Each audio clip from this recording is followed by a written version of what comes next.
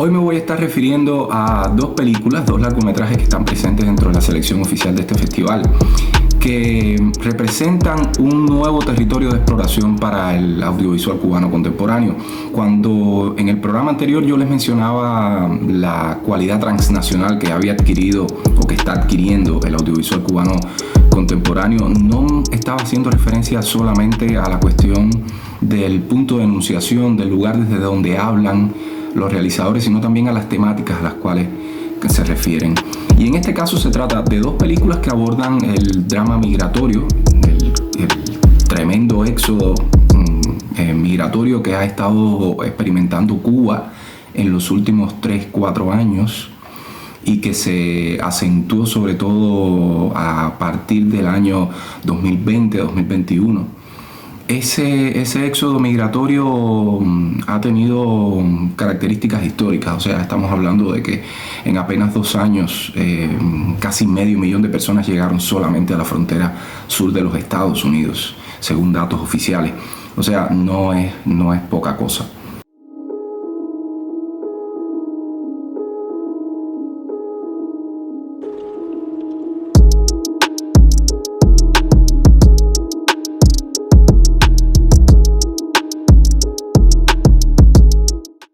Y una de las cuestiones centrales que convierten este fenómeno en una situación de fuerza dramática para ser expresada a través del arte es que precisamente dentro de los relatos de la historia oficial prácticamente no se habla de esta cuestión. O sea, cuando uno se acerca a lo que se ha estado produciendo, sobre todo desde la perspectiva oficial en Cuba, uno encuentra que casi siempre la percepción de la migración desde la perspectiva oficial cae siempre la misma, o sea, entra dentro del conflicto político bilateral entre La Habana y Washington, pero pierde de vista la lógica de los protagonistas de estas historias, de las personas que de alguna manera entran dentro de ese trasiego de cuerpos que vienen a ser las grandes rutas migratorias y sobre las cuales además incluso se pierden cuáles son sus claves de ciudadanía, porque en buena medida los cubanos históricamente cuando abandonan el país prácticamente pierden cualquier posibilidad de que alguien los represente. Estoy hablando sobre todo de instituciones, del propio gobierno cubano que muchas veces se desentiende de sus migrantes. Y eso es algo que estas películas tratan de recuperar. Y en ese sentido acaban siendo acciones realmente muy significativas. La primera película a la que quiero hacer referencia es La Opción Cero, de Marcel Beltrán. Marcel Beltrán es uno de los realizadores de la no ficción cubana más importantes. Tiene una obra ya larga, después, sobre todo a partir de que entra a estudiar a la Escuela Internacional de Cine y Televisión de San Antonio de los Baños, y después que egresa ha hecho una obra realmente muy consistente con sus obsesiones y con sus intenciones temáticas y estilísticas, tanto dentro de la no ficción, incluso con aproximaciones de carácter híbrido, experimental, y también dentro de la ficción, aunque quizá este ha sido el territorio que menos ha visitado. Pero el caso de Marcel Beltrán es singular porque en La Opción Cero se trata de un tema con el cual él impacta, o sea, en un viaje, según me contara, en un viaje a Panamá se encontró con una zona de acampada dentro de Ciudad Panamá, donde había un grupo de migrantes cubanos, un grupo grande, cientos de migrantes cubanos, esperando a que hubiese la posibilidad de seguir su tránsito a través de Centroamérica hacia México, hacia la frontera sur de los Estados Unidos, con esperanza de entrar a los Estados Unidos.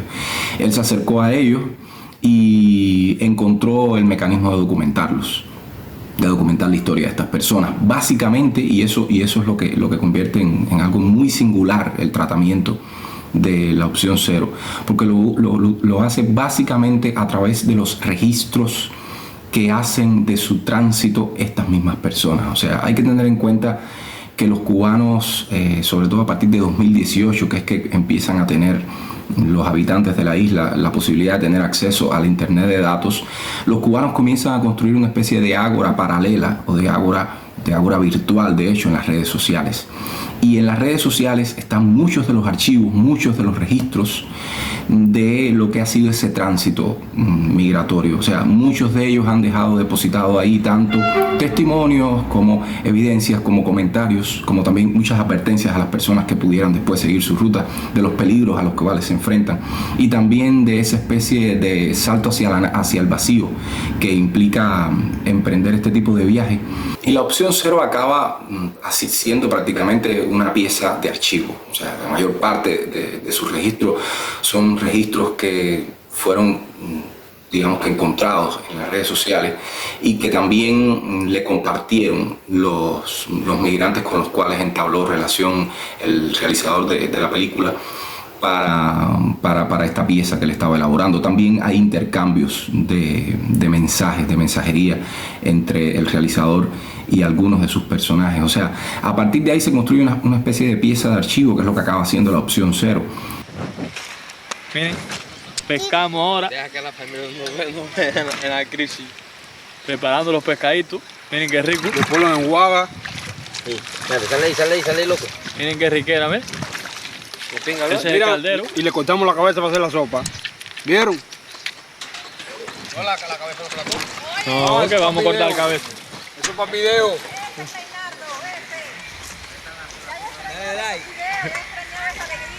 Dale like, comparte. Dale like. Saluda en la cámara.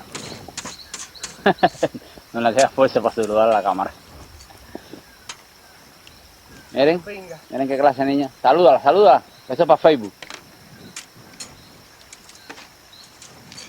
El segundo largometraje también presente en esta selección del cuarto Festival de Cine Instar es Llamadas desde Moscú, de Luis Alejandro Llero.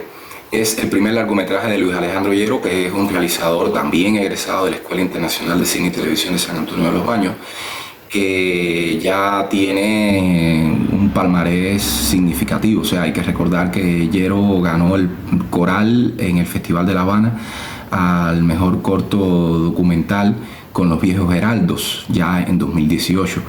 Y en Llamadas desde Moscú, que es su primer largometraje, él establece un pacto, establece una relación con un grupo de emigrantes cubanos que se van a Rusia. Hay que tener en cuenta que el hecho de que no exista necesidad, exigencia de visado para los cubanos que viajan a Rusia ha hecho que ese se convierta durante mucho tiempo en una especie de puerta de salida, incluso también en un destino de viaje para las personas que sobre todo hacen turismo de negocio en Cuba. Y el interés de Llero es sobre todo porque él detecta una comunidad de migrantes que son migrantes trans, o sea, son transexuales, que se han ido, cubanos que se han ido a Moscú, y lo cual acaba estableciendo una especie de circunstancia paradójica, porque son personas cuya condición de género va a ser mal vista en un país profundamente, incluso con políticas de Estado profundamente homófobas.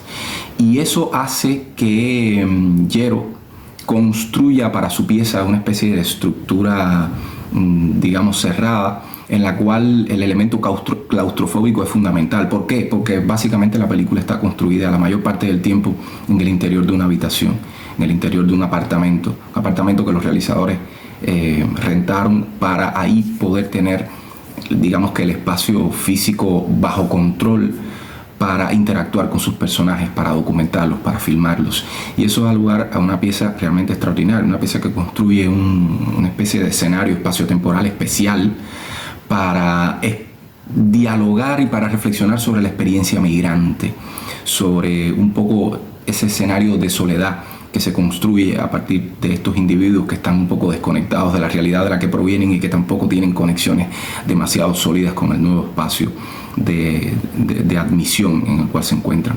Y eso es algo sobre lo cual hablamos con Llero, así que vamos a dejar que sea él quien lo explique por sí mismo.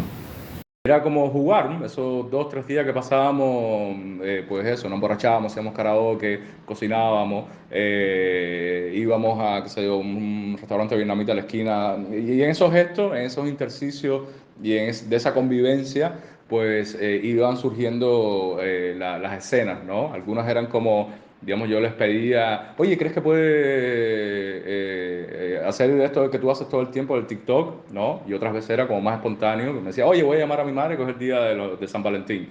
Oye, ¿puedo grabarlo? Sí, sí, sin problema. Entonces ahí fue poco a poco construyéndose y articulándose la película en su rodaje. Esa pregunta inicial que fue el detonante de todo, esa obsesión, esa pregunta, yo diría que existencial, de qué es el hogar, ¿no? Justamente al regresar de Moscú, eso lo entendí durante el proceso del montaje, ¿no? Y como que las cosas ahí se van asentando, ¿no? Después de vivir todo ese proceso y ya enfrentándome a esas imágenes, porque edité yo la película, poco a poco pues descubrí algo que ha sido para mí como muy revelador, ¿no? Y precisamente el hogar no es tanto algo físico, sino que el hogar es unidad de tiempo, ¿no? Y precisamente ese desarraigo que yo sentí profundamente en 2020, al inicio de la pandemia, en La Habana, cuando estaba encerrado en mi propia casa en la que crecí, sin embargo era como una cáscara vacía,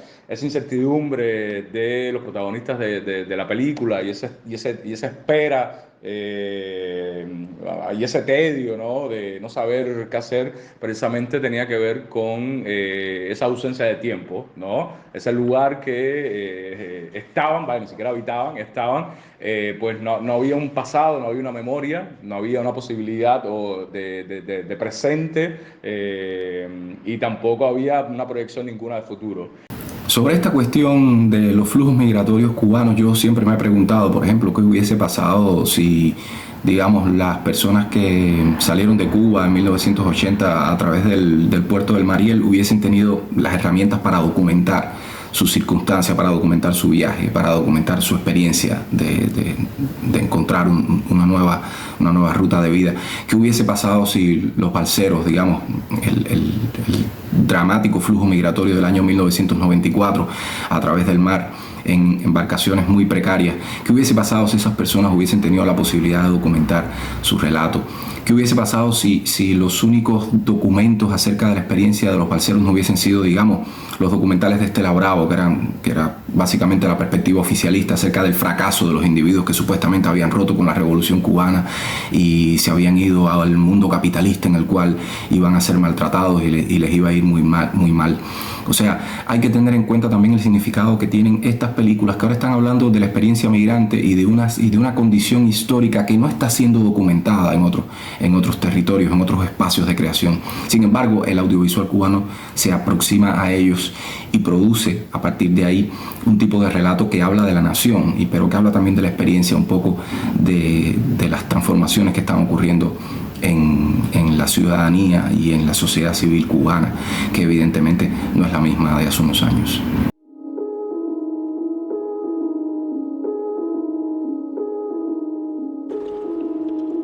Y bien, les dejo abierta la invitación para que mañana volvamos a encontrarnos en una nueva guía del 4º Festival de Cine Instar, ya saben, aquí en Rialta.